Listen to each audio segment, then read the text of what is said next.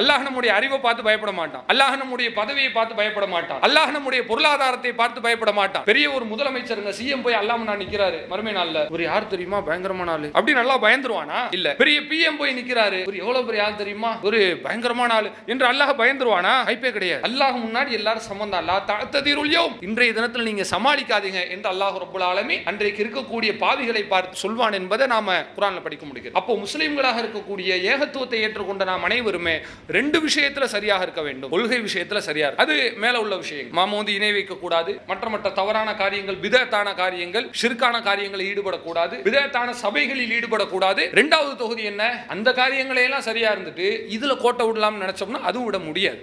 மார்க்கம் அப்படித்தான் வைத்திருக்கிறது. இஸ்லாமிய மார்க்கம் சஹாபாக்கள் எப்படி மாற்றுகிறது என்று சொன்னால், அதாவது மறுமையில மட்டும் நல்லவர்களாக மாற்றவில்லை, உலகத்திலும் நல்லவர்களாக மாற்றி இருக்கிறது. மறுமையில சொர்க்கவாதியாக மாற்றி அவனை இபாதத் செய்யக்கூடியவனா விழுந்து விழுந்து அல்லாஹ்வே கதி என்று தொழுகிறான். தொழக்கூடிய தொழுகையை பார்த்தால் அவ்வளவு நீளமாக இருக்கிறது. ஐய தூக்குனா அதுவா கேட்டுக்கிட்டே இருக்காரு, இறக்கவே மாட்டாரு. ஆனா சக மனிதனிடத்துல இவர் வந்து சகிப்புத்தன்மையோடு நல்ல முகத்தோடு நல்ல மனிதனாக நடக்கவில்லை என்று சொன்னால் இஸ்லாம் சொல்வது போல அது மிகப்பெரிய ஒரு மோசமாக மாறிவிடும் என்பது மார்க்கத்தினுடைய ஒரு போதனையாக இருக்கிறது. அஸ்ஸலாமு அலைக்கும் வரஹ்மத்துல்லாஹி வபரகாத்துஹு. கண்ணியத்திற்குரிய எல்லாம் வல்ல அல்லாஹ்வின் நல்லடியார்களே, பெரியோர்களே, தாய்மார்களே, அல்லாஹ் ரப்புல் ஆலமீன் நமக்கு வழங்கி இருக்கக்கூடிய அருட்கொடைகளில் ஈடு இணை அற்றதும் மிக பெரியதுமாய் விளங்குகின்ற இஸ்லாம் என்கிற மார்க்கத்தினை நாம் அனைவரும் நம்முடைய வாழ்க்கை நெறியாக ஏற்றுக்கொண்டிருக்கிறோம்.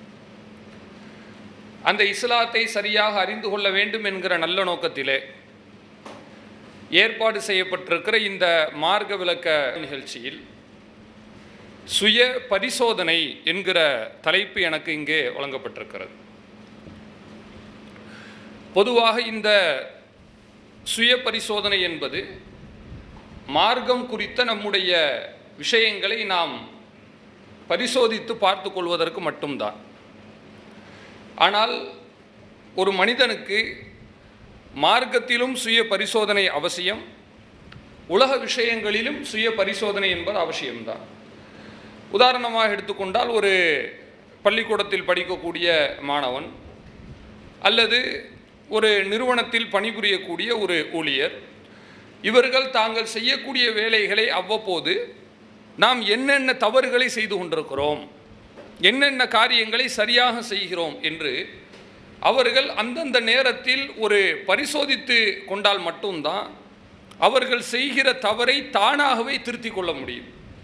உண்மையிலேயே ஒரு அழகிய ஒரு தத்துவம் சொல்வார்கள். அது என்னவென்றால், எந்த மனிதன் தன் தவறை தானே திருத்திக் கொள்கிறானோ அந்த மனிதனுக்கு யாரும் உலகத்தில் அறிவுரை சொல்ல தேவையில்லை என்று சொல்வதுண்டு. அப்போ அடுத்த மனிதர்கள் தனக்கு அறிவுரை எப்பொழுது சொல்ல வருகிறார்கள் என்றால், மனிதன் தவறை திருத்தாமல் இருக்கும் பொழுதுதான். இவன் தவறை திருத்தி கொண்டான் என்றால் யாரும் சொல்ல வேண்டிய அவசியம் கிடையாது. இதுதான் இயல்பான ஒரு விஷயம். இதை எப்படி நமக்கு அல்லாஹ் குர்ஆனிலே சொல்லுகிறான் என்றால், யா அய்யுஹல்லதீன ஆமனு, நம்பிக்கை கொண்ட மக்களே, வத்தகுல்லாஹ், நீங்கள் முதலில் அல்லாஹ்வை அஞ்சுங்கள். இதான் விஷயம். இப்போ நம்ம முன்னாடி ஒரு தத்துவம் சொன்னோம் இல்லையா, தன் தவறை தானே திருத்தி கொண்டால் யாருடைய அறிவுரையும் இவனுக்கு தேவையில்லை என்று நம்ம சொன்னோம். அது உண்மைதான். ஆனால் அது எந்த நேரத்தில் உறுதியாக சரியானதாக இருக்கும் என்று சொன்னால், வெறுமன கல்வி அறிவு இருந்தால் மட்டும் போதாது, அறிவை கடந்து இறைவனுடைய அச்சம் வேண்டும். இதுதான் முக்கியம்.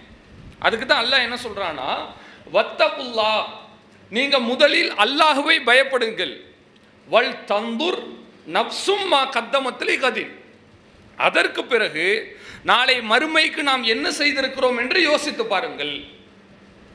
அழகா அல்லாஹ் சொல்றான் பாருங்க. எடுத்தடுப்பிலே நீங்க வந்து பரிசோதனை பண்ணி பாருங்க என்று அல்லாஹ் சொல்லவில்லை. அப்படி சொன்னா என்ன தெரியுமா நடக்கும்? ஒரு கட்டம் வரும் பொழுது தன்னுடைய ஆதாயம்தான் முக்கியம் என்று ஒரு மனிதன் வரும்போது தன்னுடைய ஒழுக்கத்தை எல்லாம் இழந்து விடுவான். ஒழுக்கம் என்று சொன்னால் கற்பொழுக்கத்தை மட்டும் சொல்லவில்லை, அனைத்தையுமே நான் சொல்லுகிறேன். டிசிப்ளின் சொல்லிட்டு சொல்றாங்கல்ல, டிசிப்ளின்னா என்னது? அதாவது ஒரு மனிதன் வந்து எந்த தவறுகளிலும் ஈடுபடாமல் இருப்பதை மட்டும் குறிக்காது. ஒரு வாக்கு கொடுத்தால் நிறைவேற்றுவது அதுவும் டிசிப்ளின்ல உள்ளதுதான். ஒரு விஷயத்தை நேர்த்தியாக செய்வது அதுவும் டிசிப்ளின்ல உள்ளதுதான். சரியாக நடந்து கொள்வது அதுவும் அந்த ஒழுக்கத்தில் உள்ளதுதான். இப்போ அல்லாஹ் என்ன சொல்லுகிறான் என்றால், முதல்ல நீங்கள் வந்து என்ன செஞ்சுருக்கீங்க நீங்களே யோசிச்சு பாருங்க, ஒரு செல்ஃப் கரெக்ஷன் பண்ணிக்கங்க, சுய திருத்தம் செய்து கொள்ளுங்கள் என்று இரண்டாவது தான் சொல்லுகிறான். முதலில் அல்லாஹ் ரப்புல் ஆலமீன் சொல்வது வத்தகுல்லா, அல்லாஹ்வை அஞ்சிக் கொள்ளுங்கள் என்று சொல்லுகிறான். ஏனென்றால் அல்லாஹுடைய அச்சம் இல்லாமல் நமக்கு சுய அறிவு இருந்தால் அந்த அறிவு கண்டிப்பாக ஒரு கட்டத்திலே அறிவா ஆதாயமா என்று பார்த்தால் மனிதன் ஆதாயத்தின் பக்கம்தான் நிற்பான். இதுதான் உலகம். இன்னைக்கு நம்ம பார்க்குறோம், எவ்வளவு பெரிய அறிவாளிகளாக இருக்கிறார்கள், ஆனால் அவர்கள் தான் இந்த உலகம் இன்றைக்கு சீர்கெடுவதற்கு காரணமாக இருக்கிறார்கள். ஆனால் எத்தனையோ சராசரி அறிவாளிகள் இருக்கிறார்கள், பெரிய பெரிய மிகப்பெரிய அறிவாளிகளாக இல்லாட்டாலும் நமக்கு மத்தியில் இருக்கக்கூடிய நபர்கள் போன்று சராசரியான படித்த மக்களாக நம்ம இருக்கிறோம், சராசரியான செல்வந்தர்களாக இருக்கிறோம், ஒரு நடுத்தர வர்க்கத்தை சார்ந்தவர்களாக இருக்கிறோம். இப்படி இருக்கக்கூடிய நாம மற்றவர்களை விட சரியாக நடக்கிறோம் என்றால் இதற்கும் அடிப்படை காரணம் சுய பரிசோதனை தான். நாம் என்னென்ன செஞ்சுட்டு இருக்கிறோம், நாம் செய்யக்கூடிய தப்பு தானே என்கிற பயம் இருக்கு இல்லையா, அந்த பயத்தை தான் அல்லாஹ் முதல்ல விதைக்கிறான். நீங்கள் அல்லாஹ்வை பயந்து நடந்து கொள்ளுங்கள். வல் தந்தூர் நப்சும்மா கத்தமத்திலேகது. அதற்கு பிறகு நாளை மறுமைக்கு நீங்கள் என்ன செஞ்சிருக்கீங்கன்னு யோசிச்சு பாருங்க சொல்லிட்டான். அதோடு நிறுத்தினானா, மீண்டும் அல்லாஹ் சொல்றான் வத்தகுல்லா, இரண்டாவது முறையாக நீங்கள் அல்லாஹ்வை அஞ்சிக் கொள்ளுங்கள். எப்படி கரெக்டாக அந்த கோர்வை வருதுன்னு பாருங்களேன். நம்ம முதல்ல அல்லாஹுடைய அச்சமும் இருக்கணும், அப்போ தான் அடுத்தவனை ஏமாற்ற மாட்டோம். அல்லது அல்லாஹுடைய அச்சம் இல்லாமல் நடந்தோன்னு சொன்னால் நான் முன்னாடி சொன்ன மாதிரி ஒரு கட்டத்தில் தன்னுடைய ஆதாயம் பெரியது என்று நினைத்து விடுவோம். முதல்ல அல்லாஹுடைய அச்சம், அதற்கு பிறகு சுய திருத்தம். சுய திருத்தம் செஞ்சாச்சு, செஞ்ச உடனே மனிதனுடைய மமதை என்ன, பரவாயில்லையே நான் கரெக்டாக நடந்துட்டேன், நான் நடக்கிறதுக்கு என்னுடைய அறிவு தான் முக்கியம், என்னுடைய கட்டுப்பாடு தான் முக்கியம். மனிதன் வந்து ஒரு சில நேரங்களில் கட்டுப்பாட்டை இழந்து விடுகிறான். நல்லா தான் இருப்பான், சாதாரண ஆள் தான், திடீர்னு பார்த்தீங்கன்னா இனம் புரியாமல் கோவப்படுவதை நம்ம பார்க்கலாம், சம்மந்தமே இல்லாமல் கோவப்பட்டுட்டு இருப்போம். இதுக்கு காரணம் என்னன்னு சொன்னால் மனிதனுடைய இயல்பு அந்த கோவப்படுவது. அதை கட்டுப்படுத்தி நாம் வந்து நம்முடைய கோவத்தை தனித்து கொண்டோம் என்று சொன்னால், தனித்து கொண்ட பிறகு நமக்கு இப்படிப்பட்ட ஒரு தன்மை இருக்கிறது என்கிற அந்த பெருமை வந்துடக்கூடாதுல்ல. அதனால ரெண்டாவது அல்லாஹ் ரப்புல் ஆலமீன் ஒரு மறுப்பை அங்கே வைக்கிறான், வத்தகுல்லா, ரெண்டாவது முறையும் நீங்கள் அல்லாஹ்வை அஞ்சுங்க. முதல்ல தக்குவா, ரெண்டாவது சுய பரிசோதனை, மூணாவது தக்குவா. இப்படி அல்லாஹ் நிறுத்துகிறான். இந்த மாதிரி செய்கிற ஒவ்வொரு மனித குலமும் தன்னுடைய சமுதாயத்தையும் அது பாதுகாப்பாக வைத்திருக்கும், தன்னையும் பாதுகாப்பாக வைத்திருக்கும். எந்த சமுதாயத்தில் சுய சிந்தனை இல்லாமல் சுய பரிசோதனை இல்லாமல் தான் செய்கிற தவறை இன்னொருத்தர் சுட்டி காட்டினா தான் நான் திருத்துவேன், இன்னொருத்தர் சொல்லாட்டி நான் திருத்தவே மாட்டேன் என்று எந்த மனிதன் வாழுகிறானோ அந்த மனிதன் கண்டிப்பாக அதல பாதாளத்தை நோக்கி செல்கிறான் என்ற அர்த்தம். இதுக்கு சஹாபாக்களுடைய வாழ்க்கையில் நடந்த அழகான ஒரு விஷயம், அதாவது சஹீஹ் முஸ்லிமில் இடம்பெறக்கூடிய செய்தி. அம்ரு பின் ஆஸ் என்கிற சஹாபி இருக்கிறார். இந்த சஹாபி யார் தெரியுமா? சாதாரண சஹாபி கிடையாது. அதாவது இஸ்லாமிய படை உஹது போன்ற போர்க்களங்களில் மிகப்பெரிய ஒரு இழப்பை சந்தித்து, தோல்வி என்று சொல்ல மாட்டார்கள் வரலாறுல, ஆனால் தோல்வி தான். ஏன் தோல்வின்னு சொல்ல மாட்டாங்கன்னா, இஸ்லாமிய படையில் தோல்வின்னு சொல்லக்கூடாது. மனிதன்ட்ட உள்ள இயல்பு, தன்னுடைய படை தோக்குறத எவனா ஒத்துக்குருவானா? ஒத்துக்க மாட்டான். தோத்தாலும் தோக்காத மாதிரி தான் காட்டிக்கிடுவான்.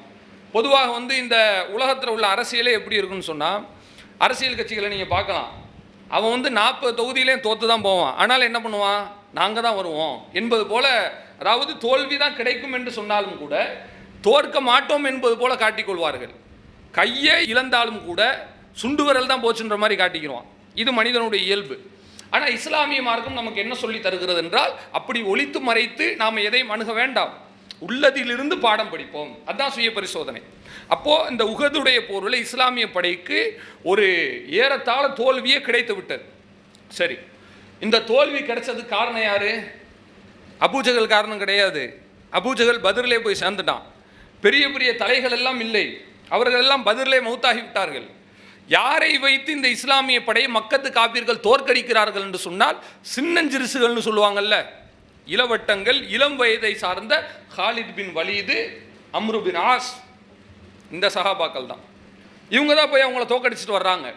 இப்பேற்பட்ட இஸ்லாமிய படைக்கு சிம்ம சொப்பனமாக விளங்கிய ஒரு நபர் தான் அம்ரு பின் ஆஸ். அந்த நபித்தோழர் அவர்கள் தன்னுடைய மரண நேரத்தில் இருக்கிறார். சக்கராத்து காலத்தில் அவருக்கு தெரிஞ்சிருச்சு. அவர் அந்த சக்கராத்துடைய காலத்தில் ஒரு மாதிரி சவத்தை திரும்பி பார்த்து அழ ஆரம்பித்து விடுகிறார். நல்லா தாங்க இருக்கிறாரு, தைரியமான ஆள் தான். செவத்தை திரும்பி அழ ஆரம்பிச்சிடுறாரு. அவங்க பையங்க கேட்குறாங்க, அபத்தா என்னுடைய தந்தையே எதுக்காக நீங்கள் அழுகிறீங்க? ஏன்னா உலகத்தில் ஒரு புரிதல் இருக்கு இல்லையா, பொது புத்தி என்னன்னு சொன்னால் தைரியசாலி அழுக மாட்டான் அப்படின்னு சொல்லுவாங்க, வீரன் அழுக மாட்டான், அழுதாலே கோலம் தான் நினைப்பாங்க. அதான் பார்த்தீங்கன்னா பையன் யாராவது ஆம்பளை பசங்க அழுக ஆரம்பிச்சிட்டான்னு வச்சுக்கோங்களேன், கேட்பாங்க நீ ஏன்ப்பா பொம்பளை பிள்ளை மாதிரி அழுதுட்டு இருக்க அப்படின்னு கேட்பாங்க. ஏன்னா ஆணுக்கு அழுகக்கூடாதுன்னு ஒரு புரிதல் இருக்கிறது. அந்த புரிதல் சரியானதுன்னா நம்ம ஏற்றுக்கிற முடியாது. எல்லாரும் அழக்கூடியவங்க தான், பெண்களும் அழுவாங்க, ஆண்களும் அழுவாங்க, பெரியவங்களும் அழுவாங்க, குழந்தைங்களும் அழுவாங்க, வயசானவங்களும் அழுவாங்க. எந்த மனுஷனும் ஒரு கட்டத்தில் கரைஞ்சு தான் ஆகணும், வேறு வழி கிடையாது.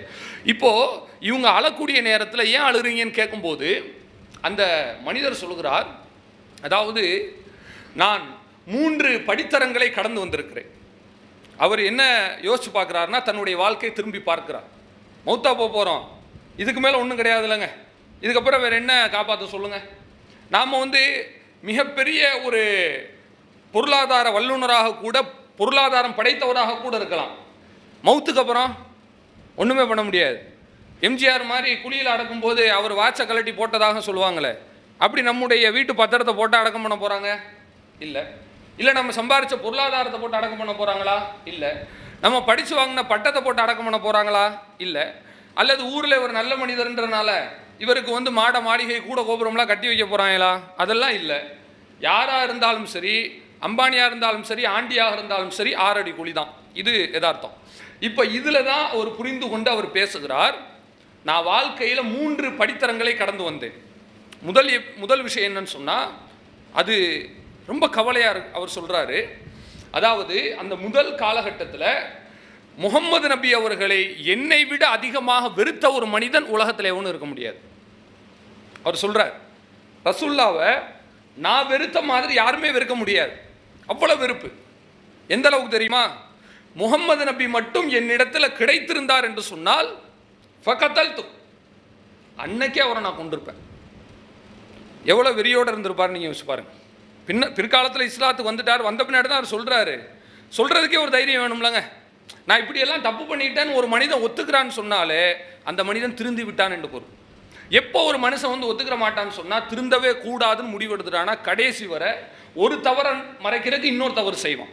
நம்ம தமிழில் சொல்லுவாங்கல்ல, ஒரு பையன் மறைக்க இன்னொரு பொய். அல்லாஹுடைய தூதர் சொல்வது போல, அதாவது பொய் என்பது தீமைக்கு வழிகாட்டுகிறது என்று சொல்வார்கள்.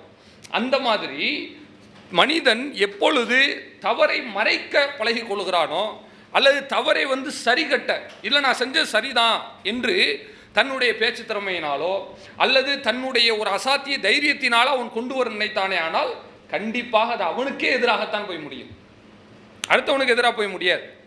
ஒரு முட்டாள் இடத்துல அறிவாளி பேசி ஜெயித்து விடலாம், ஜெயிப்பது போல நினைத்து கொள்ளலாம். ஆனால் வெற்றி பெற்றது யாரு? இவன் கிடையாது, அவன் தான் ஜெயிச்சான். அவனுக்கு அடுத்து வேறு ஒரு வாழ்க்கை எல்லாம் கொடுப்பான், இவன் கிடைக்கிறத கெடுத்துக்கிட்டுல நிற்கிறான். அப்போ இது மனிதனுடைய இயல்பு. இவர் தன்னுடைய தவறை ஒப்புக்கொள்வதற்கு அதுக்கு நேர்மை இருந்தால் மட்டும் பத்தாது, ஒரு துணிச்சல் வேண்டும். ஒத்துக்கிட்டார், அப்படி நினச்சந்தான், அவர் எனக்கு கிடைச்சிருந்தா நான் கொண்டு கூட போட்டுட்டு இருப்பேன், ஆனால் அல்லாஹ் என்னை காப்பாற்றிட்டான்.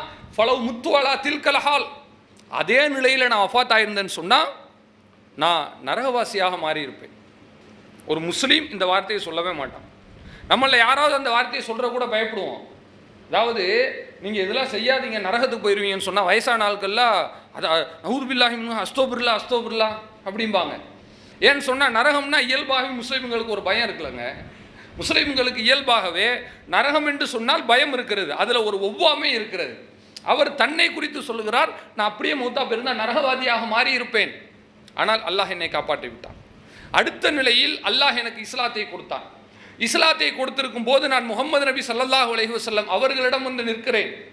அவங்கள்ட்ட இஸ்லாத்தை ஏற்றுக்கிட்டேன், அவரை தூதர் என்று நான் ஒப்புக்கொண்டேன், அல்லாஹ்வை தவிர வேறு வணக்கத்திற்குரியவன் இல்லை என்று நான் புரிந்து கொண்டேன். புரிஞ்சுக்கிற போது முகமது நபி அவர்கள் தன்னுடைய கையை நீட்டினார். நீங்கள் இந்த இடத்துல பையத்து செய்யுங்க நீட்டினாங்க. இது இஸ்லாமிய வழக்கம்.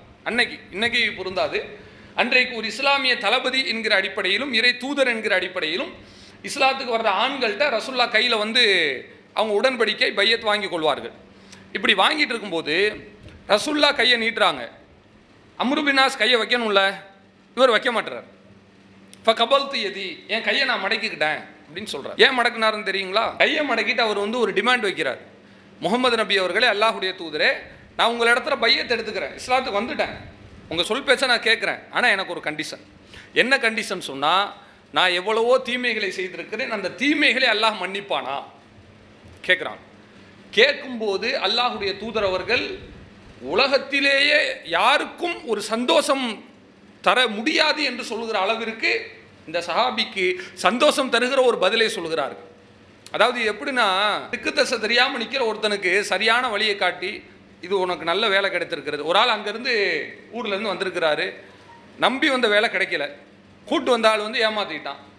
என்ன ஆச்சுன்னே தெரியாமல் பைத்தியக்காரன் போல் நின்று கொண்டு இருக்கும் பொழுது திடீரென்று ஒரு ஆள் வந்து கையை பிடிச்சி, இங்கே வாங்க, உங்களுக்கு வேற இருக்குன்னு சொல்லி எடுத்து காட்டி, கடைசியில் அவர் அந்த வேலையை வைத்து பெரிய ஒரு நிலைக்கு வந்து விட்டார் என்று சொன்னால், அந்த நிலைக்கு வந்த பின்னாடி அந்த மனுஷன் பழசை நினச்சி பார்க்கும்போது எப்படி இருக்கும் அவனுக்கு சொல்லுங்கள்? அந்த ஒரு சின்ன டேர்னிங் பாயிண்ட் தானங்க, அந்த திருப்பு முனை தான், அந்த ஒரு நொடி தான் அல்லாஹ் வைத்திருக்கிறான். ஒரு நொடி மட்டும் மாறி இருந்தது, அந்த வழிகாட்டிய மனிதன் மட்டும் இவரை பார்க்கவில்லை என்று சொன்னால் இவருடைய கதி அதோ கதி தான். இவர் அப்படித்தான் உணர்கிறார். நான் போயிட்டு அல்லாஹுடைய தூதர்கிட்ட அவங்க நீட்டும் போது நான் நீட்ட மாட்டேன்ட்டேன், இதைத்தான் நான் காரணமாக சொன்னேன், என் பாவத்தெல்லாம் அல்லாஹ் மன்னிப்பானான்னு கேட்டேன். அப்போ அல்லாஹுடைய தூதர் இந்த மனிதருக்கு ஒரு கலங்கரை விளக்கமாக ஒரு பதிலை சொல்லுகிறார்கள். என்ன எப்படி கேட்டீங்க? வா அன்னல் இஸ்லாம யஹ்திமுமா கபல, இஸ்லாமிய மார்க்கம் தனக்கு முன்னால் உள்ள எல்லா காரியத்தையும் மன்னித்து விடுகிறது. இஸ்லாத்துக்கு வர்றதுக்கு முன்னாடி ஒருத்தன் தப்பு செஞ்சிருக்கலாம், இஸ்லாத்துக்கு வந்துட்டானா இவனுடைய தீமையை இஸ்லாம் அழித்து விடுகிறது. வா அன்னல் ஹிஜ்ரத்தை தஹ்திமுமா கபலஹா, ஹிஜ்ரத் என்பது அதற்கு முன்னால் செய்த தீமைகளை எல்லாம் அழித்து விடுகிறது. வா அன்னல் ஹஜ்ஜ யஹ்திமுமா கபல, ஹஜ் என்பது அதற்கு முன்னால் உள்ள தீமைகளை எல்லாம் அழித்து விடுகிறது. முடிஞ்சு போச்சு. நீங்கள் செய்யக்கூடிய காரியம் இதுதாங்க. ரசூல்லா தெளிவாக சொல்கிறாங்க. இப்படி கேட்குறீங்களே, தீமையெல்லாம் அல்லாஹ் வந்து மன்னிச்சிருவானான்னு கேட்குறீங்களே, இஸ்லாத்துக்கு வந்துட்டு அதுக்கு முன்னாடி உள்ள தீமை எப்பெல்லாம் அல்லாஹ் மன்னிச்சிருவான், அப்படியே மார்க்கம் சொல்லி காட்டுகிறது. அதே போல் நீங்கள் ஹிஜ்ரத் பண்ணுறீங்கன்னு சொன்னால், ஹிஜ்ரத்துக்கு முன்னாடி செஞ்சதை இந்த ஹிஜ்ரத் மன்னித்து விடுகிறது, அழித்து விடுகிறது. ஹஜ்ஜும் செய்து விட்டீர்களே ஆனால் அந்த பாவம் அழித்து விடுகிறது. இதுக்கு மேலே உங்களுக்கு வேறு என்ன வேணும்னு கேட்குறான். அப்போ அந்த சஹாபி என்ன செய்கிறாருன்னா, அல்லாஹுடைய தூதரை பார்க்க முடியாமல் தேம்பி தேம்பி அழுகிறார். கண்ணெல்லாம் குளமாயிடுச்சு. அப்படியே சொல்கிறார், என்னுடைய கண் கொண்டு அல்லாஹுடைய தூதரை பார்க்க முடியலை. ஏன் அப்படின்னா, இவர் வச்ச ஒரே ஒரு டிமாண்ட் இதுதானே, வேறு ஏதாவது வச்சாரா? நான் இஸ்லாத்துக்கு வந்தால் எனக்கு நீங்கள் தலைவர் பதவி கொடுப்பீங்களா? நான் இஸ்லாத்துக்கு வந்தால் எனக்கு நல்ல ஒரு இடம் கொடுப்பீங்களா? நான் இஸ்லாத்துக்கு வந்தால் எனக்கு வேறு ஏதாவது நீங்கள் வந்து புகழ் மாலை சூட்டுவீங்களா? அப்படியெல்லாம் கேட்கல. அவர் கேட்டது ஒன்று தான், நான் இஸ்லாத்துக்கு வந்தால் என்னுடைய பாவம் குறித்த நிலைப்பாடு என்னன்னு கேட்குறாங்க.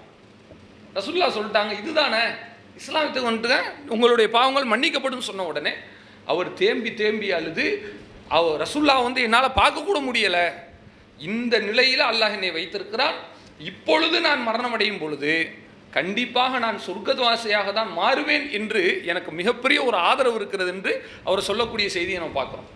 யோசிச்சு பாருங்கள், இன்னைக்கு நாமளும் வந்து பல படித்தரங்களை கடந்து வந்துட்டு இருக்கிறோம். இப்போ இன்னைக்கு வந்து அல்லாஹுடைய அருளால் அந்த பயானை கேட்குறோம்ல, பயான் பேசுகிறோம், கேட்குறோம், மார்க்கத்தில் நம்மளும் சேர்ந்து போயிட்டுருக்குறோம். நம்முடைய கடந்த கால வாழ்க்கை எப்படி இருக்கும்? சில ஆட்கள் வந்து தர்காவே கதி என்று கடந்தவர்களும் இருப்போம். வீட்டில் எங்கே சுற்றி பார்த்தாலும் தர்கா படங்களாக இருக்கும். ஒவ்வொரு குடும்பங்களையும் கிராமங்கள்லாம் நீங்கள் பார்த்தீங்கன்னா, அதாவது வீட்டுக்கு வீடு ஒரு தர்கா அவுலியாவுடைய பேர் வச்ச ஒரு ஆம்பளை ஆட்கள் யாராவது இருப்பாங்க. நம்ம சமுதாயத்தில் பேரெல்லாம் நீங்கள் கேட்டிங்கன்னா சில பேர்கள் வந்து விசித்திரமாக இருக்கிறது. ஆண்களுக்கு பேர் வைக்கிறாங்க, சீனி, சக்கரை, இந்த மாதிரி எல்லாம் பேர் வைக்கிறார்கள்ல. இதுக்கு என்னங்க காரணம்? இது என்ன அரபிக் நேமா சொல்லுங்கள்? இல்லை தமிழில் இந்த ராஜான்னு பேர் வைக்கிறாங்கல்ல, இது ராஜாங்கிற தமிழ் நேம், இந்த அரபிக் நேம் கிடையாது, இது நான் அரபிக் தான். அந்த மாதிரி இதுக்கு ஒரு சரியான அர்த்தமாவது இருக்கிறதா? இல்லை. இன்னும் சில நேரத்தில் நீங்கள் பார்த்தீங்கன்னா நம்ம சமுதாய மக்கள் குழந்தை இல்லைன்னு சொன்னால் அதில் நடக்கிற அந்த வேடிக்கைகள் இருக்கிறது, அது ரொம்ப மோசமானது. வேடிக்கையாகவும் இருக்கும், அதே நேரத்தில் வேதனையாகவும் இருக்கும். ஒரு பையன் பிறகுறான், 4 வருஷம் 5 வருஷம் கழித்து திருமணம் ஆன பின்னாடி பிறகுறான். நார்மலாக அவன் வந்து பிறக்கலை, ஒரு வருஷத்தில் பிள்ளை இல்லை அப்படின்னு சொன்ன உடனே எல்லா தம்பதிக்கு வந்து வேதனையாக தான் இருக்கும். இது உண்மைதான். அதான் சொல்லுவாங்க, கல்யாணம் ஆயிடுச்சுன்னு வச்சுக்கோங்க, ஒரு குழந்தைய பெற்று கொடுத்துடணும், அப்போ தான் எல்லோரும் வாயும் அடைக்க முடியும். அடுத்த குழந்தை பெற்றுக்கலையே அது உன் விருப்பமா? ஒரு குழந்தைய பெற்று கொடுத்துட்டு, இல்லைன்னா ஊரில் கேட்குற கேள்விக்கு ஒன்றால் பதில் சொல்ல முடியாது அப்படின்னு சொல்லுவாங்க பெண்களை நோக்கி. இப்போ குழந்தை இல்லைன்னு சொன்ன உடனே அன்னைக்கு இருந்த ஒரு பழக்கம் இன்னைக்கு எல்லாம் ரொம்ப குறைச்சிட்டான். அன்னைக்கு இருந்தது நீ அல்லாட்ட கேட்குறியோ இல்லையா, அவுளியாட்ட உன்னுடைய கோரிக்கை பெட்டிஷனை போட்டு வச்சிரு. அவுளியாட்ட போன்னு சொன்னோடனே தர்காவாக ஏறி இறங்குவார்கள்.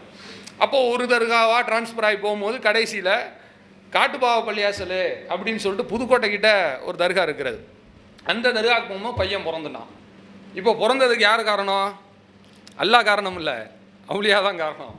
ஐயா அவுளியா பேரை என்று சொல்லி அந்த பையனுக்கு காட்டுப்பாவாங்கிற அந்த பேரை எடுத்து அப்படியே வைத்து விடுகிறார்கள். வைக்கிறது இல்லைங்க விஷயம். உயிரோடு இருந்து மௌத்து வரைக்கும் அந்த பேரை சுமந்துக்கிட்டே வாழணும். பேரை கேட்கும் போதே எப்படி இருக்குது? ஸ்கூலில் வாத்தியார் கூப்பிடுவார், காட்டுப்பாவா அப்படின்னு கூப்பிடுவார். இவன் ஒளிஞ்சு ஓடுவான் உள்ள. ஏன்? எல்லாரும் சிரிப்பானோ, நமக்கே கேட்குறதுக்கு சிரிப்பாக இருக்கு. அப்போ அந்த பையன் எல்லா இடத்துலையும் இந்த பேரை தான் கூப்பிடுவாங்க. ஹாஸ்பிட்டலில் இதுதான், ஒரு இடத்துல விளையாட போனால் அங்கே இதை தான் சொல்லி கூப்பிடுவானோ, எல்லா இடத்துலையும் இந்த பேரை தான் கூப்பிடுவாங்க. இப்படி ஒரு அறியாமை காலத்தில் இருந்தோம். பெண் பிள்ளைகளாக இருந்தால் அப்படி தான். பொம்பளை பிள்ளைகளாக இருந்தால் அவங்களும் ஒவ்வொரு தர்காவாக போவாங்களா. ஆம்பளை பையன் பிறந்தால் ஆம்பளை, அதாவது ஆண் அவுளியான்னு சொல்கிற அந்த பேரை வச்சு விட்டுறலாம். பெண் குழந்தை பிறந்தால் இந்த பேரை வைக்க முடியும்? வைக்க முடியாது. போய்கிட்டே இருப்பாங்க, அங்கே போங்க இங்கே போங்க. ஆத்தங்கரையில் செய்தலி பாத்திமா இருக்கு, அங்கே போங்க. அங்கே போகும்போது பிறந்துருச்சா செய்தலி பாத்திமான்னு பெயர். சையது அலி ஃபாத்திமா. இது எப்படி இருக்கிறது? சையதுன்னு சொன்னால் தலைவர், அலின்னு சொன்னால் அலி ரலியல்லாஹு அன்ஹு, ஃபாத்திமா. இதை அப்படியே டிரான்ஸ்லேட் பண்ணுங்கள். தலைவர் அலி ஃபாத்திமா. ஒன்று சையத் அலின்னு வைக்கணும், அப்படி வச்சா அலி ரலியல்லாஹு அன்ஹு பேருன்னு முடிச்சிடலாம். அல்லது ஃபாத்திமான்னு வைக்கணும், இப்படி வச்சா ஃபாத்திமா நாயகின்னு முடிச்சிடலாம். ரெண்டையும் சேர்த்துக்கிட்டு வச்சா கணவன் மனைவி பேர் ரெண்டையும் சேர்த்து ஒரு பேர். இதில் ஒரு அர்த்தமும் கிடையாது, ஒரு பொருத்தமும் கிடையாது. நம்ம சமுதாயம் இப்படி வைத்தது. சையத் அலி ஃபாத்திமா தர்காவுக்கு போய் பிறக்கலன்னு வச்சுங்க, அங்கே போகாதீங்க. நீங்கள் இந்த திருவனந்தபுரத்து பக்கத்தில் பீமா பள்ளின்னு ஒன்று இருக்குது, அங்கே போங்க, அனுப்பி விடுவாங்க. பீமா பள்ளிக்கு போயிடுவாங்க. பீமா பள்ளிக்கு போய் பிறந்துருச்சுன்னு வச்சுக்கோங்க, அவ்வளோதான். இங்கே போனால் எந்த பேர், அங்கே போனால் பீமா பூமா என்றெல்லாம் இஸ்லாமிய பேர்களை நீங்கள் கேள்விப்படுறீங்கல்ல. இதுக்கெல்லாம் காரணம் என்னன்னு சொன்னால் இந்த மாதிரியான ஒரு காலகட்டம் தான். இந்த சஹாபி அப்படி தான் நினச்சி பார்க்குறாரு. நான் இவ்வளோ மோசமானவனாக இருந்தேனே, இப்படி இருந்து எனக்கு அல்லாஹ் கொடுத்துட்டானே. அந்த சிந்தனை நாம் நினைக்கும் போது இந்த கொள்கையின் மீதான மதிப்பு கூடும். இது கொள்கை ரீதியாக. ரெண்டாவது என்ன தெரியுமா? ஒவ்வொரு மனிதனும் தன்னுடைய கட்டுப்பாட்டை எப்பொழுது அவன் நிலைத்து வைத்துக் கொள்கிறான் என்று சொன்னால், தன்னிடத்தில் உள்ள தவறை முதலில் புரிந்து கொள்ள வேண்டும் என்று சொல்கிறார்கள். மனிதர்கள் செய்கிற பெரிய தப்பை என்ன தெரியுங்களாங்க? தன்கிட்ட இருக்கிற தவறை ஏற்றுக்கிறது கிடையாது. நான் ஒரு மிஸ்டேக் பண்ணுறேன், இந்த இடத்துல எனக்கு சரியாக இது வராதுங்க அப்படின்னு சொல்லி இருந்தால், ஆமாம் எனக்கு வரமாட்டேது தானே, சரி இதை திருத்திக்கிறதுக்கு என்ன பண்ணுவோம், செல்ஃப் கரெக்ஷன் பண்ணி தான் பார்ப்போமே என்று ஏற்றுக்கொள்கிற மனம் இருந்தால்தான் தவறை திருத்த முடியும். தவறை திருத்தணும்னா முதல்ல தவறை ஏற்றுக்கக்கூடிய மனம் வேண்டும். தவறை ஏற்றுக்கிற மனமே இல்லைடா, எப்படி திருத்த முடியும்? நான் தப்பெல்லாம் பண்ண மாட்டேன்ப்பா, என் பையன் இப்படி தப்பு பண்ணுவான், அதெல்லாம் சொக்க தங்கம் என்பது போல பிள்ளைகளுக்கு கண்மூடித்தனமான ஒரு சான்றிதழை கொடுக்கும் பொழுது அந்த பிள்ளைகளினுடைய தவறான பாதைக்கு நாமளே வழியமைத்து கொடுப்பது போல மாறிவிடும். இது தந்தை பிள்ளைக்கு செய்யக்கூடிய விஷயம். தனக்கு செஞ்சால் இதுதான் உண்மை. தன்னுடைய விஷயத்தில் கூட மனிதன் எப்படி இருக்கக்கூடாது என்று சொன்னால், தன்னுடைய தவறை நியாயப்படுத்தக்கூடியவனாக இருக்கக்கூடாது. தான் செய்யக்கூடிய தவறை ஒருபொழுதும் பூசி மெழுகி நான் தப்பித்து விட்டால் போதும் என்று நினைத்தால் இவன் மறுமையில் மாட்டிக்கொள்ள போகிறான் என்று அர்த்தம். எந்த ஒரு மனிதன் இந்த உலகத்தில் தான் செய்கிற தவறை விட்டு தப்பிப்பதற்கு பல்வேறு தந்திரங்களை கையாளுகிறானோ, இவன் நாளை மறுமையில் வசமாக சிக்கப் போகிறான் என்று அர்த்தம். அல்லாஹுடைய தூதர் அவர்கள் சொல்கிறார்கள், ஒமன் நூக்கிஷன், யார் மறுமையில் கடுமையாக துருவி துருவி அல்லாஹுவால் கேள்வி கேட்கப்படுகிறானோ. அல்லாஹ் சும்மா கேட்டு விட்டுனானா பிரச்சனை இல்லை. நம்ம இமிகிரேஷன் மாதிரி தான், போய் நிற்கும் போது நீங்கள் எதுக்கு போகிறீங்க, இந்த இதுக்கு போகிறேன் அதுக்கு போகிறேன், சரி நாங்கள் போயிட்டு வாங்க அப்படி ஸ்டாம்பிங் பண்ணி கொடுத்துட்டா பிரச்சனையே கிடையாதுங்க. நல்ல காரியத்துக்கு போனாலும் எந்த பிரச்சனையும் இல்லாமல் இருந்தாலே 4 கேள்வி கேட்டால் என்ன செய்யும், அவ்வளோதான். அங்கே இருக்கிற ஆட்களுக்கு ஒரு மாதிரி பயம் வந்துடும். எதுக்கு கேட்குறான், என்னாச்சுன்னு தெரியலே, வேறு யாரும் நம்ம பேர் மாதிரி யாரையும் பார்த்துட்டாங்களே, எது ரூமர் வந்துருச்சா. அதில் நம்ம பாய்மார்களாக இருந்தால் தாடியோடு போயிட்டு வந்தோன்னு வச்சுக்கோங்க, மேற்கொண்டு ஒரு மாதிரி என்ன செய்வான், சேர்ந்துக்குருவான் எல்லாரும். இப்படி எல்லாம் இருக்கிறது. இந்த மாதிரி கொஞ்சம் ஒரு மாதிரி அவன் நோண்ட ஆரம்பிச்சிட்டாலே பயம் வருதுல்ல. அதைத்தான் ரசூலுல்லாஹ் சொல்கிறாங்க, வமன் நூக்கிஷ, யாரையாவது அல்லாஹ் தோண்டி தோண்டி கேட்க ஆரம்பிச்சிட்டான்னு வச்சுக்கோங்க, ஃபக்கது உஸிப, அவனை அல்லாஹ் கடுமையாக தண்டிக்க போகிறான்னு அர்த்தம். அவ்வளோதான், அவன் ஒளிஞ்சான்னு அர்த்தம். இந்த அளவுக்கு ஒரு மனுஷன் போகக்கூடாதுன்னு சொன்னால், உலகத்தில் தன்னிடம் உள்ள தவறை, தன்னிடம் உள்ள பிரச்சனையை, தன்னிடம் உள்ள குறையை முதல்ல அவன் உணர்ந்து கொள்ள வேண்டும். இது மார்க்க விஷயத்துக்கு மட்டும் கிடையாது, மறுமையில் ஜெயிக்கிறதுக்கு மட்டும் இல்லை, உலகத்துக்கு அதுதான். ஒரு கம்பெனியில் வேலை பார்க்குறோம், நம்ம ஒரு மிஸ்டேக் பண்ணிட்டோம், ஆமாம் இது மிஸ்டேக் தான், இனிமேல் செய்யக்கூடாது என்று நாமளாக இதை எடுத்து இதை செல்ஃப் கரெக்ட் பண்ணிட்டோம்னு சொன்னால் நம்ம அடுத்த ஸ்டெப்புக்கு போயிடலாம், வாழ்க்கையினுடைய அடுத்த கட்டத்திற்கு நம்ம போயிடலாம். அடுத்த ஆள் சொல்லி காட்டி நம்ம திருத்தவில்லை என்றால், நாமே திருத்திக் கொள்ளவில்லை என்று சொன்னால் கடைசி வரை எங்கே தான் இருப்போம்? அதே இடத்துல தான் சுற்றிட்டு இருப்போம். அப்போ ஒரு மனிதனை முடக்கக்கூடியது தன் தவறை உணராதது தான். அதைத்தான் மார்க்கம் சொல்கிறது, வல் தந்தூர் நப்சும்மா கத்தமுத்தலி கதின். நாளை மறுமைக்கு என்ன செஞ்சிருக்கேன்னு யோசிச்சு பாருங்க, அதை பற்றி சிந்திச்சு பாருங்க. உலகத்துக்கு அதுதான், நாளைக்கு மறுமைக்கு அதுதான். மனிதன் எந்த இடத்துல சறுக்குகிறான் என்றால், தனக்கு அல்லாஹ் கொடுத்திருக்கிற சின்னஞ்சிற பலவீனங்களை தன்னுடைய சாதகமாக அவன் நினைப்பது. சில பலகீனங்களை அல்லாஹ் கொடுத்துருப்பான். அந்த பலகீனத்தை பலகீனம் நினைக்கிறவரை அதில் நாம் பெரிய அட்வான்டேஜ் எடுத்துக்கிற மாட்டோம். அந்த பலகீனத்தை நமக்கு இருக்கக்கூடிய ஒரு வசதின்னு நம்ம நினச்சிட்டோம்னு வச்சுக்கோங்களேன், சர்க்கிளில் போய்கிட்டு இருக்கோம்னு அர்த்தம். இது அதில் மார்க்கம் தெரியாத மக்கள்கிட்ட இந்த பிரச்சனையை நீ அதிகமாக பார்க்க முடியாது. மார்க்கம் படித்த, மார்க்கத்தினுடைய விழிப்புணர்வு கொண்ட, ஏகத்துவ கொள்கை அடிப்படையாக கொண்ட சகோதரர்கள் மத்தியில் தான் இந்த ஒரு பிரச்சனை அதிகமாக இருக்கும். என்ன தெரியுமா? எல்லா தப்பையும் செஞ்சுவிட்டு ஏன்பா செஞ்ச, மனுஷன்னா தப்பு செய்யக்கூடியவன் தான்.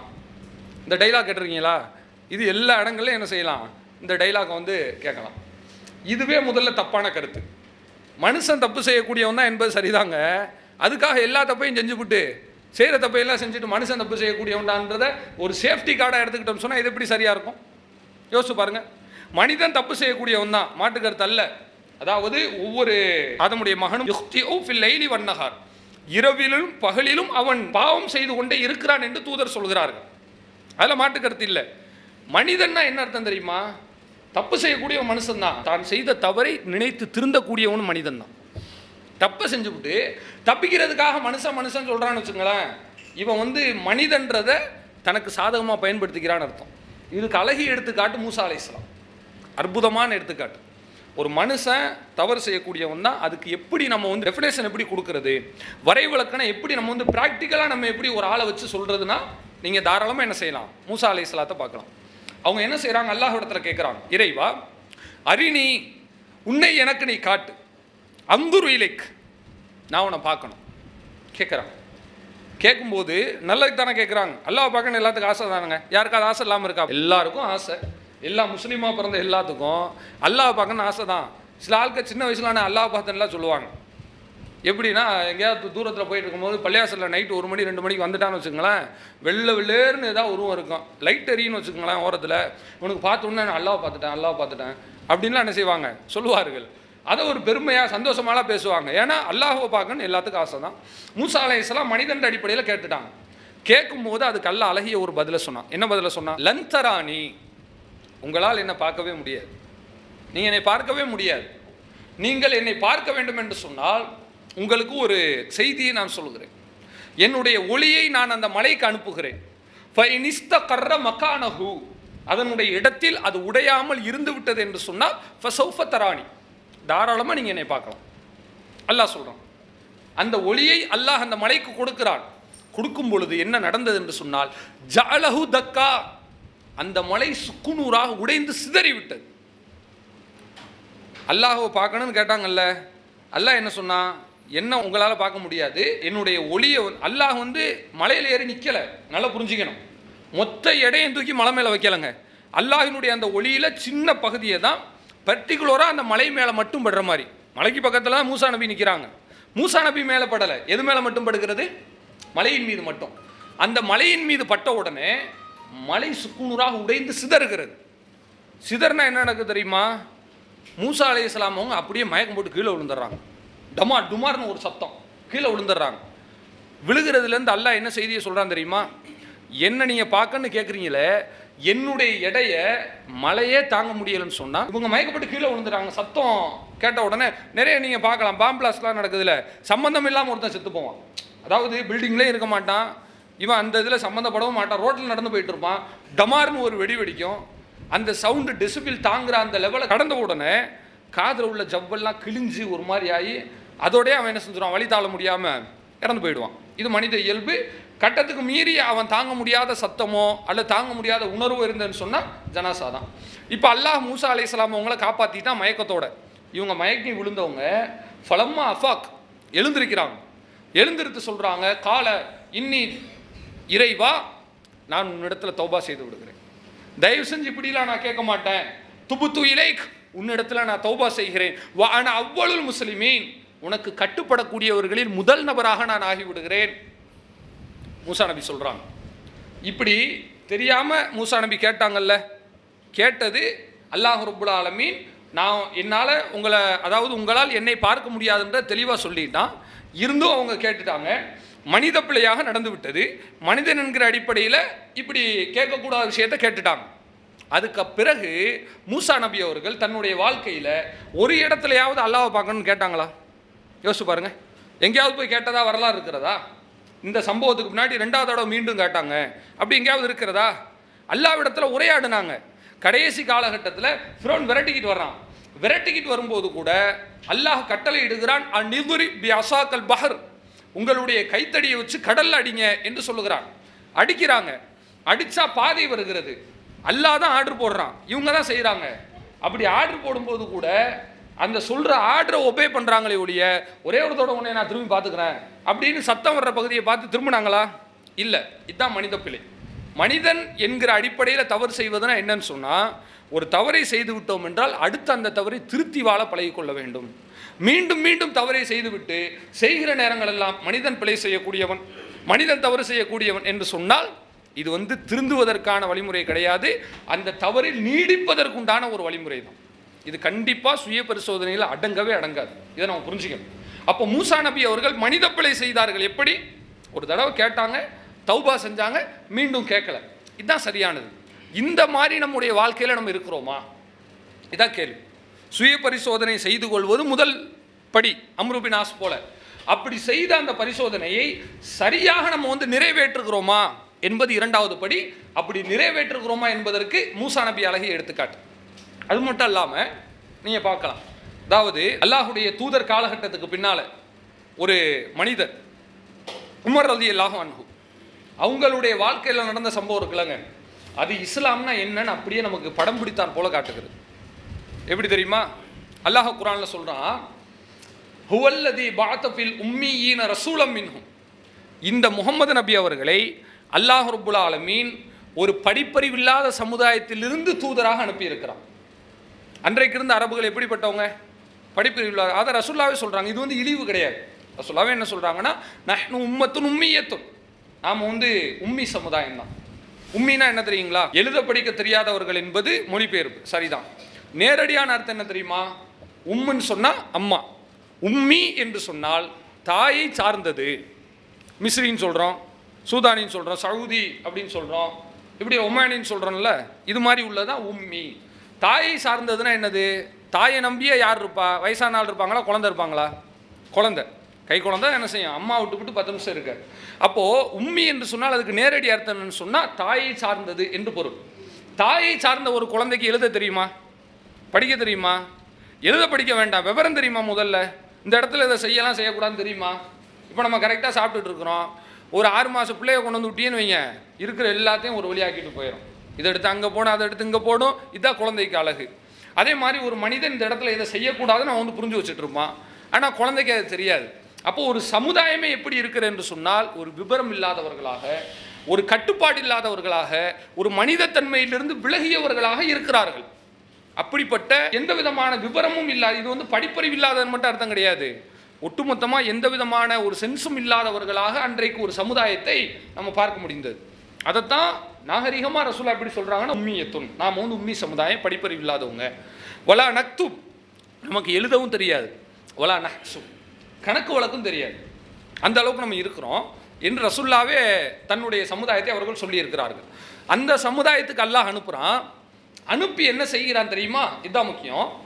வயு அல்லிமுஹுமுல் கிதாப், அவர்களுக்கு இந்த வேதத்தை கற்றுக் கொடுக்கிறான். வல் ஹிக்மா, மேலும் ஹிக்மத்தை, ஞானத்தை, ஹதீஸை கற்றுக் கொடுக்கிறான். நீங்கள் குர்ஆன் ஓதுங்கன்னு சொல்லி கொடுக்குறாங்க.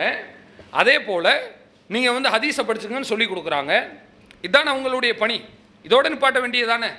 இதுக்கு அடுத்து தான் சுய பரிசோதனை இஸ்லாம் கொடுக்கிறது. வயு ஜக்கீஹிம், 3வது என்ன செய்வாங்களாம்? அந்த மனிதர்களை தசுக்கிய தூய்மைப்படுத்துவார். தூய்மைனா குளிச்சு தூய்மை கிடையாது, நீட்டாக ட்ரெஸ்ஸை போட்டுக்கிட்டு நிற்க மேக்கப் போட்டு வர்றது, அந்த தூய்மை கிடையாதுங்க. செயல் ரீதியாக ஒரு மனிதனை தூய்மைப்படுத்துவது. அதாவது புற தூய்மை கிடையாது, அக தூய்மை. மனதளவில் நல்ல முறையில் தூய்மையாகுவது. இதுக்கு முன்னாடி தீமை செய்யக்கூடியவனாக இருப்பான், ஆனால் அந்த இஸ்லாத்தை ஏற்ற பிறகு தீமை செய்யாதவனாக மாற வேண்டும். இதுதான் இஸ்லாம் தூய்மைப்படுத்துதுன்னு சொன்னால், தஸ்கியத் என்பதற்கான அர்த்தமே என்னவென்று சொன்னால் செயல் ரீதியாக அவன் நல்லவனாக நடப்பது. இப்படி மாற்றும் இஸ்லாம் என்று அல்லாஹ் ரப்புல் ஆலமீன் சொல்லுகிறான்.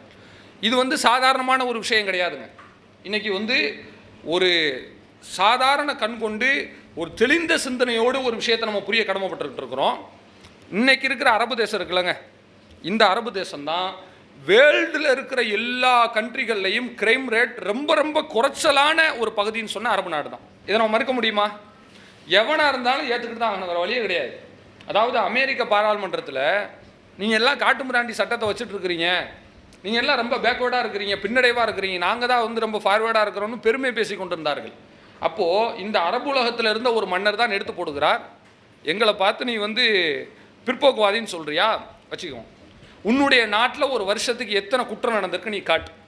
அதாவது ஒரு நாடுனா எப்பொழுது அது நல்ல நாடு நம்ம அதை சொல்லலாம்னா, அங்கே உள்ள பெண்கள் பத்திரமா இருக்கிறாங்களா, குழந்தைங்க ஊட்டச்சத்தோடு இருக்கிறாங்களா, படிப்பறிவு எல்லாத்துக்கும் இருக்கிறதா, ஒரு மனிதன் தன்னுடைய சுய வருமானத்தை கரெக்டாக அவன் தக்க வச்சுக்கிறானா. இந்த ஜிடிபி ஜிஎஸ்டிபியில் அடுத்து தான் சும்மா டஸ்ட் புஷ்ன்னு ஏதாவது அரசியல்வாதிகள் மேடையில் பேசுவார்கள், எங்கள் நாடு அவ்வளோ வளர்ந்துருக்கு, நம்பராக விட்டு தள்ளுவான், டெக்னிக்கலாகவே பேசுவான், டிப்ளமேட்டிக்காகவே பேசுவான். அதை வச்சு ஒருவேளை சோத்து கூட அது புரோஜனம் கிடையாதுங்க. எது புரோஜனம் என்று சொன்னால், அதாவது பெர் கேபிட்டா இன்கம் என்று சொல்கிறார்கள். ஒவ்வொரு தனி மனிதனுக்கு என்ன வருமானம் இருக்கிறது. நாடு 15வது இடத்துக்கு வந்துருச்சு, வளர்ந்த நாடாக வந்துருச்சு. இன்னமும் அடுப்பெரியாத உலகம், அடுப்பெரியாத ஜனங்கள் இந்தியாவில் இருக்க தானே செய்கிறது. நாட்டு பிரதமர் பெரிய அளவில் அவர் ஆடம்பரமாக இறங்குறாரு, பக்கத்தில் பார்த்தீங்கன்னா திரை போட்டு மறைக்கிறாங்க குடிசையை. இது ஒரு நாட்டினுடைய நிலைமை. அப்போ இதெல்லாம் பார்த்தா என்ன செய்கிறது என்றால், கணக்கு புள்ளியில் மட்டுமே நாடு வளரக்கூடாது, ஒவ்வொரு தனி மனிதனுடைய வாழ்க்கையில் வளர வேண்டும். இஸ்லாம் எப்படி வைத்திருக்கிறது என்றால், அவர் சொல்கிறாரு, நீ இப்படி எல்லாம் சொல்கிறீங்களே காட்டுமிராண்டின்னு, உங்கள் நாட்டில் ஒரு வருஷத்தில் எவ்வளோ தப்பு நடந்திருக்கு நீ சொல்லு, ஏன் நாட்டில் எவ்வளோ நடந்திருக்குன்னு சொல்கிறேன். யாருடைய நாட்டில் தப்பு அதிகமாக நடந்திருக்கும் அவன் தான் காட்டுமிராண்டின்னு ஒத்துக்கலாமா? எடுத்து போடுறார். சவுதி போன்ற நாடுகளில் ரொம்ப குறைவு, 5, 10, 15 விரல் விட்டு எண்ணக்கூடிய வகையில் இருக்கிறது. அமெரிக்கா போன்ற பெரிய பெரிய படித்த நாடுகளில் கவுண்ட் பண்ணவே முடியாது, அன்கவுண்டபிள் தான். அவன் எண்ணி வச்சிருக்கதே எடுத்து பார்த்தீங்கன்னா ஆயிரக்கணக்கில் எடுத்து வச்சுட்டு இருப்பான். அதாவது நிறைய குற்றங்களை எல்லாம் லீகலைஸ் பண்ணி விட்டுருக்கும் போது அதை கடந்து இல்லீகலாக நிறைய குற்றங்கள் வருகிறது என்றால், சட்டத்திற்குட்பட்டு எவ்வளோ தப்பு தண்டாக்கள் நடந்திருக்குன்னு சொல்லவே தேவையில்லை. இதை எடுத்து போட்டோன்னே வாய முடித்தான். இப்போ நான் என்ன சொல்கிறேன்னா, இந்த அரபுலகம் இன்றைக்கு குற்றம் குறைகள் தவறான பகுதியாக மாறி இருக்கிறது என்று சொன்னால், இதற்கு ஒரே ஒரு காரணம் இஸ்லாம் மட்டும்தான்.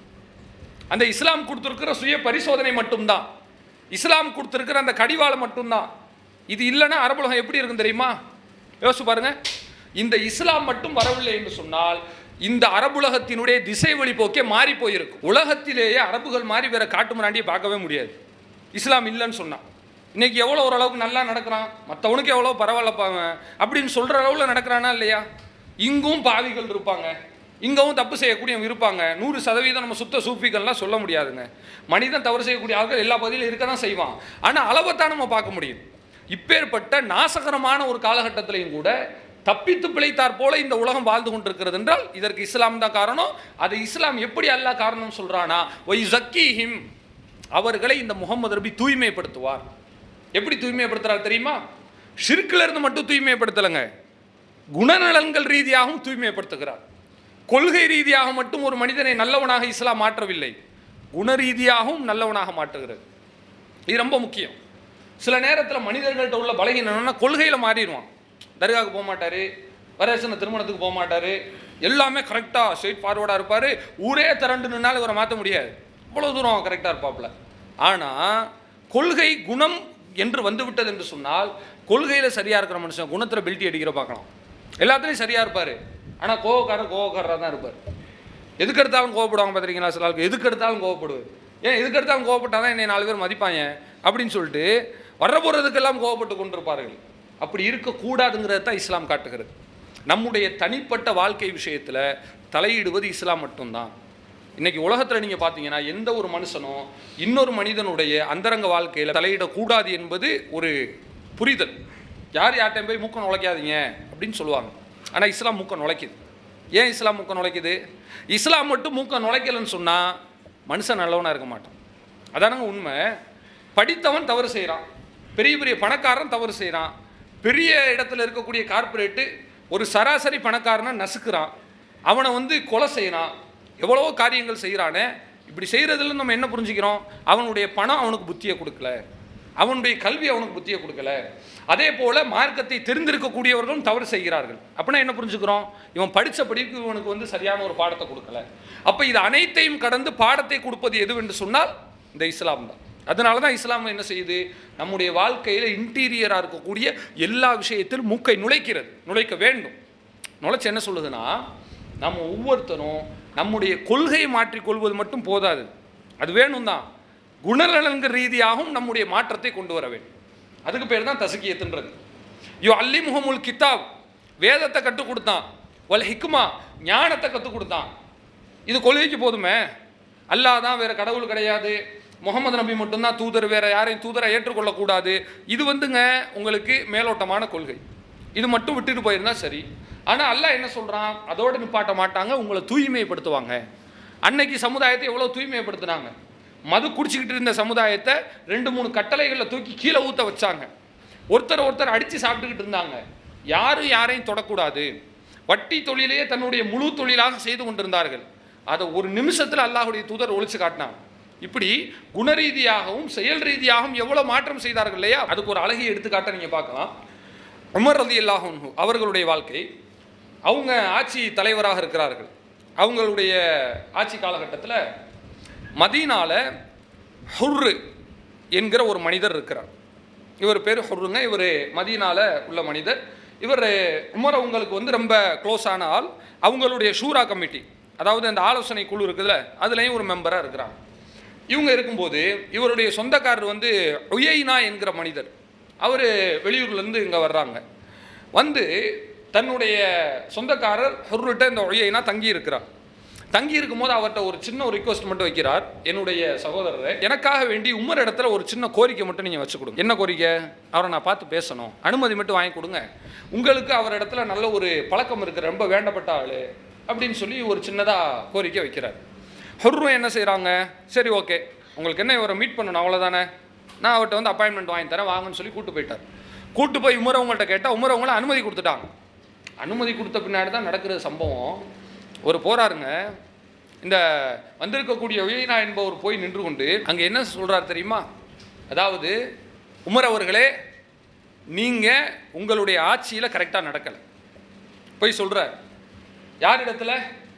எந்த முஸ்லீம் அல்லாத மனிதர்கள் கூட கசப்பு ஓப்பு இல்லாமல் உமர் அவர்களை எந்த விதமான காழ்ப்புணர்வும் இல்லாமல் புகழ்ந்திருக்கிறார்களோ அந்த உமர் அவர்களை பார்த்து சொல்கிறார், நீங்கள் லா துஅதீனல் ஜஸ்லா, எங்களுக்கு வந்து உதவி கொடுக்கவே இல்லை, எங்களுக்கு சரியாக நீங்கள் நீதியாக நடக்கவே இல்லை சொல்கிறார். நடக்காமல் சொன்னால் கூட சொல்கிறான். இன்னைக்கு அரசியல்வாதிகளை எத்தனை பேர் ரோட்டில் உட்காந்து திட்டிகிட்டு இருப்பான் பார்த்துறீங்களா?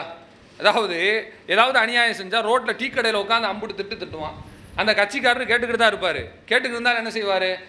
ஆமாம், அவன் திட்டிய பெரிய நடக்க போதா, அதெல்லாம் எங்கள் தலைவர் பயங்கரமான ஆளுப்பா அப்படின்னு சமாளிச்சுட்டு போயிட்டு இருப்பான். ஆனால் இங்கே என்ன நடக்குது தெரியுமா? இப்படி இவர் பேசின உடனே உமர் ரலியல்லாஹு அன்ஹு அவர்கள் தவறு செஞ்சிருந்து இவர் ஏசினா கூட பொறுத்துக்கலாம். உமர் அவங்க அப்படிப்பட்ட ஆளும் கிடையாது. இருக்கிறாலே உமர் அவர்கள் போன்ற ஒரு கொள்கை உறுதி, ரொம்ப கட்டுப்பாடு, சகிப்புத்தன்மை, இது வந்து அபூபக்கர் அவர்களோட இவங்க ஒரு படி பல நேரங்களில் மேலையெல்லாம் போயிட்டு இருக்கிறாங்க. அப்படியாப்பட்ட ஒரு ஆள்கிட்ட போயிட்டு நீங்கள் சரியாக நடக்கல, அப்படி பண்ணிட்டீங்க, இப்படி பண்ணிட்டீங்க, இந்த மாதிரியெல்லாம் சொன்னால் நிலை எப்படி இருக்கும்? கண்ட்ரோல் இழந்துட்டாங்க. அந்த உயைனா என்பவர் அடிக்கிறதுக்காக வேண்டி வேகமாக எழுந்திருக்கிறாங்க பாருங்கள். பக்கத்தில் இருந்த ஹுர்ருக்கு வந்து பயம் வந்துருச்சு.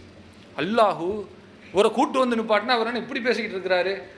ஏதோ பார்க்கணும்னு சொல்லி கேட்டார், சரி பார்க்கலான்னு கூப்பிட்டு வந்தால் வந்து இந்த மனுஷன் இந்த இடத்தையே வந்து கலவரமாக்கி விட்டு போயிடுவார் போலையே அப்படின்னு பயந்துட்டு வேகமாக அங்கேருந்து எந்திரிச்சிட்டாங்க. ஹுர்ரு எந்திரிச்சு, யா அமீரல் மூமினின், ஆட்சி தலைவரே, உமர் அவர்களே, தயவு செஞ்சு அவனை விட்டுருங்க. அல்லாஹ் குர்ஆனில் சொல்கிறான், ஹுதில் ஆஃப், நபி அவர்களே நீங்கள் பெருந்தன்மையோடு நடந்து கொள்ளுங்கள். வா அரிது அனில் ஜாஹிலின், மூடர்களை பார்த்தால் நீங்கள் புறக்கணித்து விடுங்கள். அவனை ஒரு மேட்டரை எடுத்துக்காதீங்க. யாராவது எங்கேயாவது ஒன்று சொல்லிட்டு இருக்கானா எல்லாத்துக்கும் போய் பதில் சொல்லிட்டு இருக்க முடியுமா? முடியாது. உங்கள் வாழ்க்கையில் நீங்கள் அடுத்த கட்டத்தை நோக்கி போங்க என்பது அதனுடைய கருத்து. அதைத்தான் இந்த ஹுர் என்கிற நபர் உமர் உங்கள்கிட்ட சொல்கிறாங்க. வா அரிது அனில் ஜாஹிலின், அல்லாஹ் சொல்லியிருக்கிறான் மூடர்களை புறக்கணியுங்கள் என்று சொல்லியிருக்கான். இவன் ஒரு மூடன், தயவு செஞ்சு விட்டுருங்க அப்படின்னு சொன்ன உடனே அப்போ அந்த செய்தி அறிவிக்கக்கூடிய நபர் சொல்லுகிறார், இந்த வசனத்தை சொன்ன உடனே வக்காஃபன் இந்த கிதாபுல்லா, உமர் ரலியல்லாஹு அன்ஹு அவர்கள் அந்த இடத்திலேயே அப்படியே கட்டுப்பட்டு நிற்கக்கூடியவர்களாக நின்றார்கள். இது எப்படிங்க யோசிச்சு பாருங்க. அடிக்கிறதுக்கு எந்திரிச்சிட்டாங்க, பாஞ்சிட்டாங்க. இவர் வந்து சொல்லும்போது கூட சாதாரண மனுஷனா எப்படி இருப்பான் தெரியுமா? எந்திரிச்சான்னு வச்சுங்க, சப்புன்னு ஒரு அடி அடிச்சுட்டு அதுக்கப்புறம் என்ன சொன்னீங்க அப்படின்னு கேட்பான். இது மனித இயல்பு. ஆனால் உமர் அவங்க என்ன செய்கிறாங்கன்னா, அடிக்க பாய்ந்தவர்கள் கடைசி கட்டத்துக்கு போயிட்டாங்க. இதுக்கப்புறம் அவனை வந்து தாக்குறது தான், வேற வழியே கிடையாது. ஒரு சின்ன அதாவது 2 நொடி பொழுது போதும், அதுக்கப்புறம் தாக்குதல் நடக்கப்பட்டிருக்கும். அந்த இடத்துல அல்லாஹுடைய வசனத்தை பார்த்து கட்டுப்படுகிறார்கள் என்று சொன்னால் இதுதான் சஹாபாக்கள். சஹாபாக்கள் எப்படி புரியுதா? உமர் அவங்க பெரிய ஆட்சி தலைவர், அவங்கள தடுக்கிறதுக்கு யாராலையும் முடியாது. இவர் வந்து சொல்லும்போது அவங்க படார்னு பாஞ்சிட்டு 2 அடி அடிச்சுட்டு இருந்தாலும் கூட கேட்கறதுக்கு ஆள் கிடையாது. ஆனால் அவங்க எதை பார்க்குறாங்கன்னு சொன்னால், அல்லாஹுடைய வசனம் நம்மை கட்டுப்படுத்துகிறது.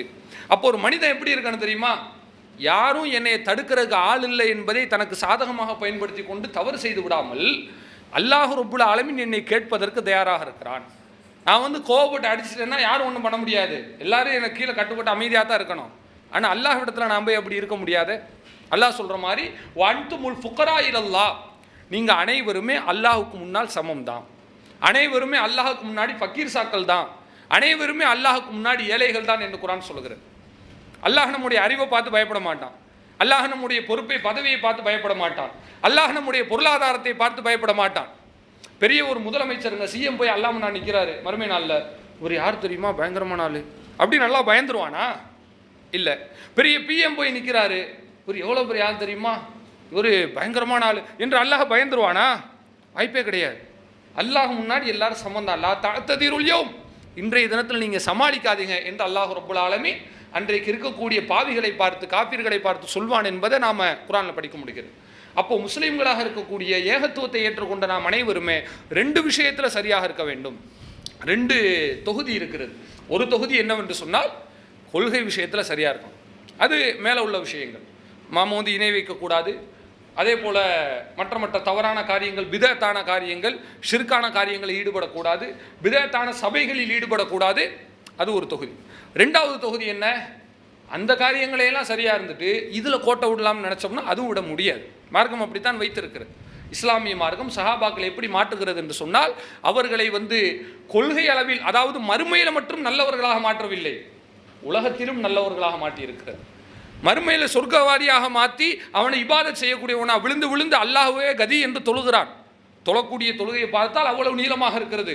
கையை தூக்குனா அதுவாக கேட்டுக்கிட்டே இருக்காரு, இறக்கவே மாட்டாரு.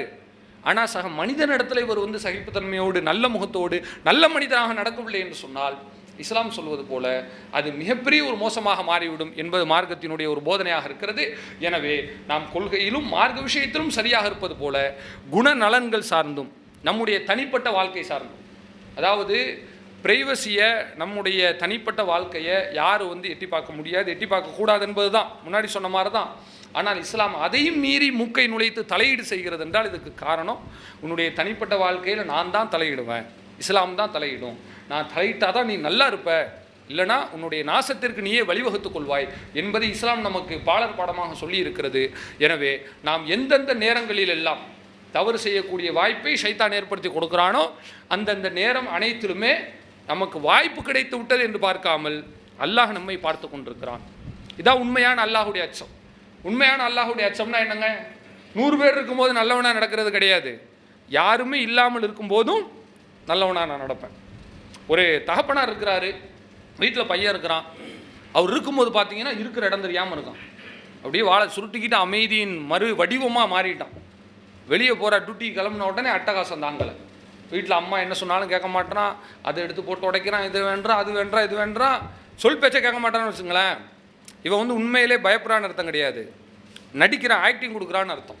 அப்போ அல்லாஹ் முன்னாடி நம்ம நடிக்கிறோமா அல்லது உண்மையாக பயப்படுகிறோமா என்பதற்குண்டான ஒரு பரீட்சையாகத்தான் நாம் ஒவ்வொரு மனிதனும் சுய பரிசோதனை செய்து கொள்வதை இஸ்லாம் நமக்கு வைத்திருக்கிறது.